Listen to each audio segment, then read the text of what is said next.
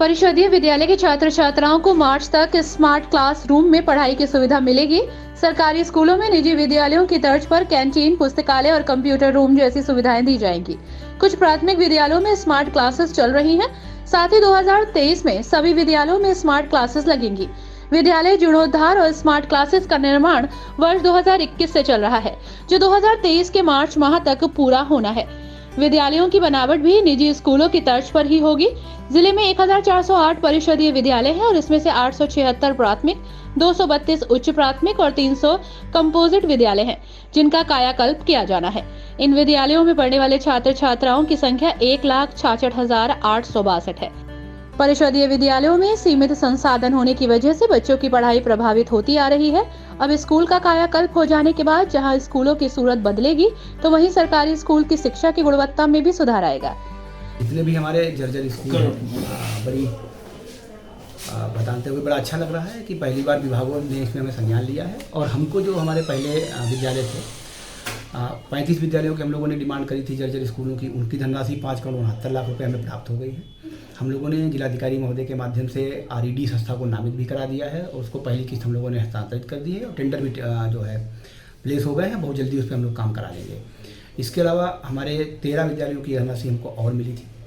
उन विद्यालयों पे हमारे ऑलरेडी काम शुरू हो चुके हैं। साथ ही जो हमारे नगर क्षेत्र के जर्जर स्कूल्स थे, उसमें सभी हम लोगों ने स्मार्ट सिटी में टेकअप कराए थे। जो अपने भवनों में हमारे स्कूल थे, कुछ भवन हमारे ऐसे थे जो किराए के उसमें चल रहे थे, उसके लिए हम लोगों ने 3 भवनों की शिफ्टिंग करवा दी है। हमारे 8 स्कूल और थे जो किराए के भवनों में चल रहे थे। उसके लिए हम लोगों ने विज्ञप्ति दी थी अखबार में कि जहाँ पे हमको कोई सूटेबल प्लेस अगर मिल सके स्कूल संचालन के लिए, तो हमारे पास कोई भी ऐसी आवेदन पत्र नहीं आया है जिसको हम लोग उसमें कर सकें। तो इसके लिए हम लोगों ने जिलाधिकारी महोदय की अध्यक्षता में बैठक बुलाई हुई है। 16 तारीख को बैठक है पूरी कमेटी की, तो उसमें विचार करके हम लोग जितने भी हमारे विद्यालय ऐसे हैं उनको हम लोग शिफ्ट करा लेंगे। सर, स्मार्ट सिटी के तहत कई विद्यालय आए हैं, तो उसमें क्या प्रक्रिया रहेगी स्मार्ट सिटी के तहत?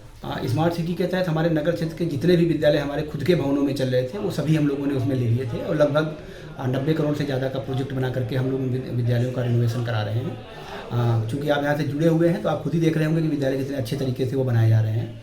इन विद्यालयों को मार्च तक पूरा कराया जाना था। लगभग 15 स्कूल हमारे इस समय तैयार होने की स्थिति में हैं, जिनको अगले सप्ताह के हम लोग हैंडओवर की स्थिति में आ जाएंगे।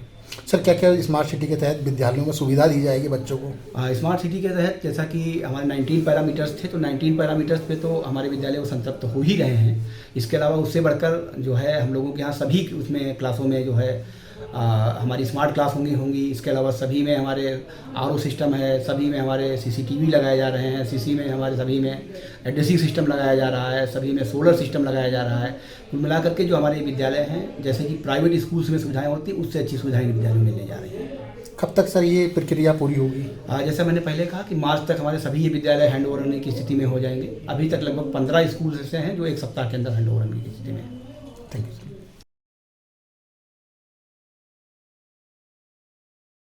स्मार्ट सिटी परियोजना के अंतर्गत स्मार्ट स्कूल के लिए दूसरे चरण में नगर क्षेत्र के 24 स्कूलों को चयनित किया गया है।